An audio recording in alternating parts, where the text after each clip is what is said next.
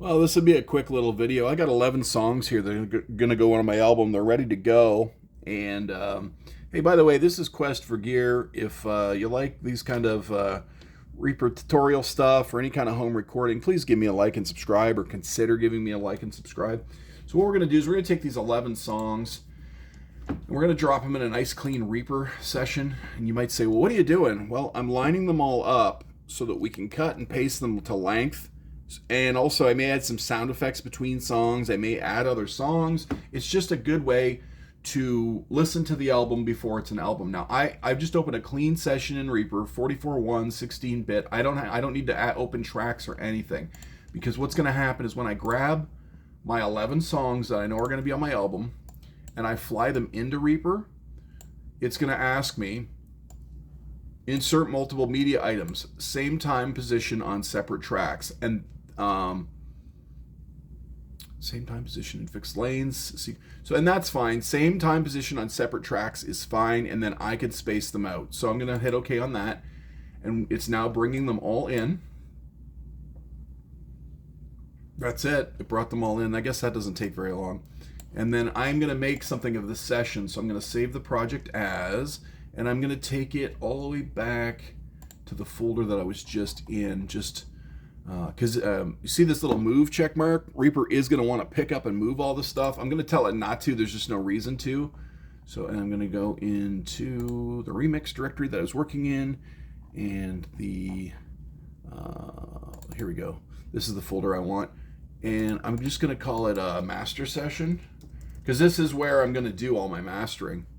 But for now, I'm just sequencing them through. All right. Now, if I go back into that directory, you'll see I have a master session Reaper file and a peaks file.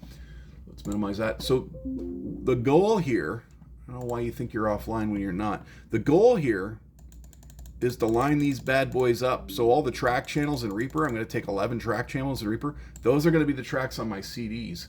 So this first song up here is the first song. So I can slide him all the way to the left, and I can see that I am going to have to cut some off the front here.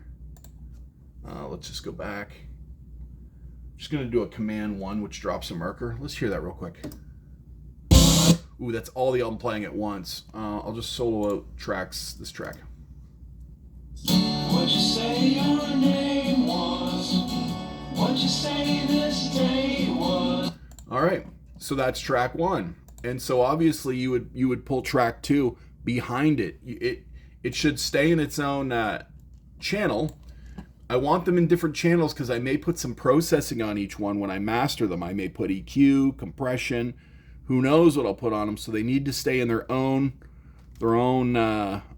channels, right? Let me grab song 2, and I'm gonna butt it right up behind 1.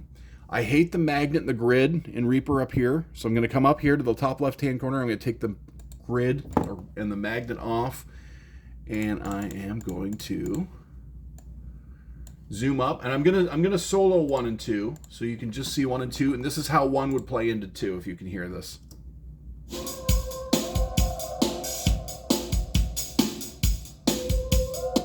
That's the end of 1.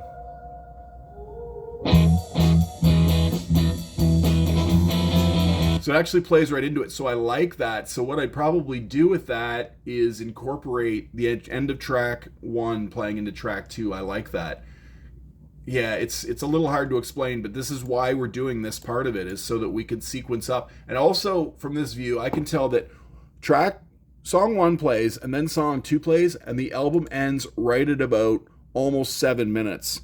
And I can tell that in Reaper. Like, this is another advantage of doing this way. You can say, okay, by the end of track 2 of the CD, let me stop this thing from moving, we're going to end up at about almost 7 minutes, right? So you can direct your CD like a movie, kind of, right? So let's grab 3, which is here.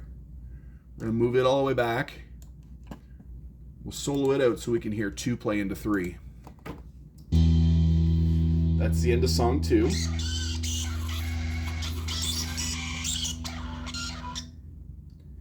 And there's a space.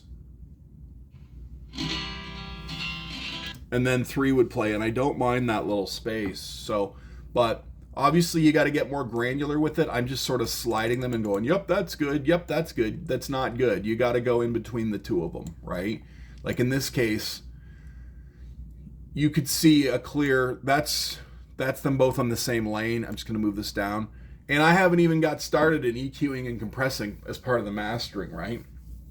Some of them don't even need it. Some of them will need it. There's a few tracks have some sub bass that need to come out. There's a few tracks that are too bright. There's a few tracks not bright enough. So this is why we're doing this kind of mastering. But just take track 4, slide it behind track 3. I'm just doing a rough right now, like a really rough. I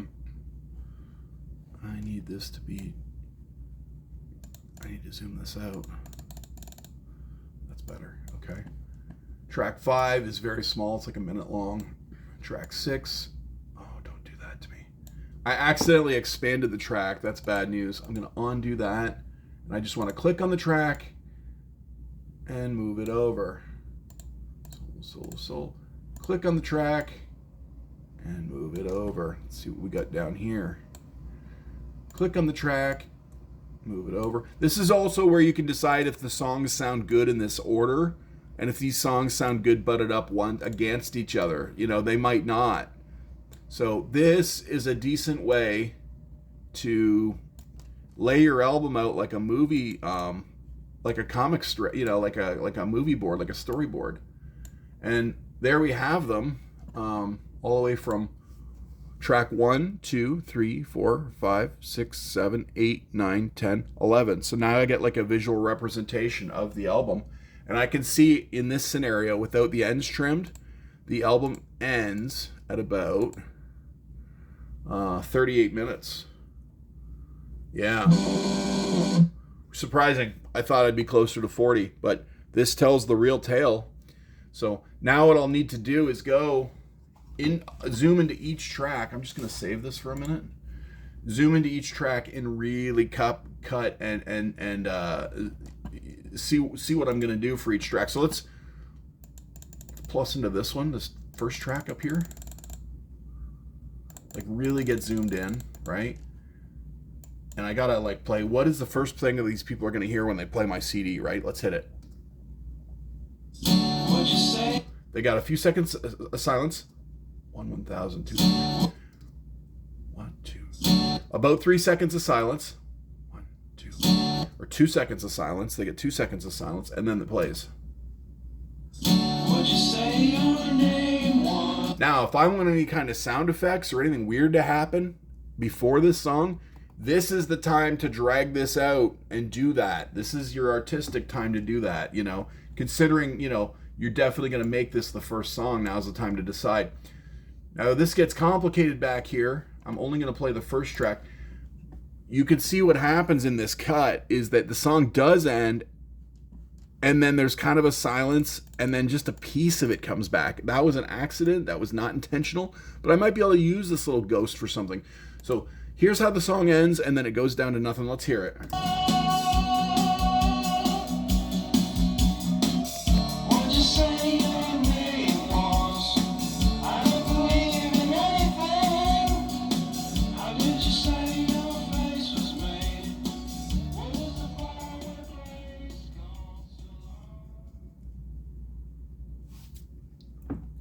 And that's it. Like, that's where you would cut for the song to be over, right there. I'm just going to slice it. S slices in Reaper. You hit the S button. There's nothing here. And then this weird ghosty thing comes back. You'll hear it. You'll hear it. It's like from the end of the song.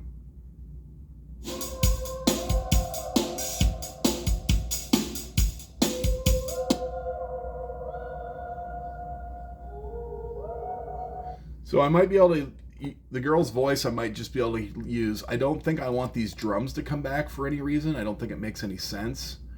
But I might use the girl's voice in another track. Like I might have them come back as like a weird, you know, theme to the record or something, that this ghost keeps coming back. And if I just zoom in past those drums, the ghost without the drum sounds like just this.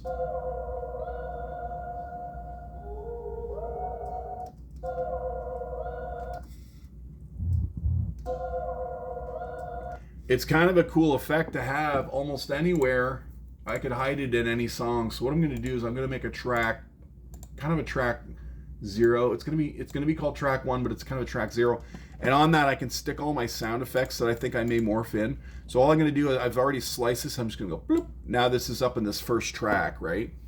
And now I know I can move the second song way closer so that the two of them play together like basically like this.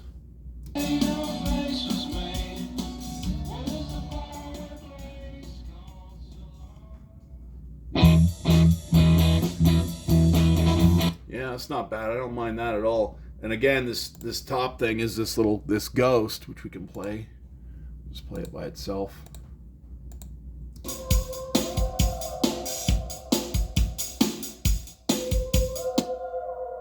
That's a weird. Oh, that's because it's got the drums in it. I was like, I don't like that. Well, it's because I didn't take the drums out. It's just the ghost girl. What else do we got?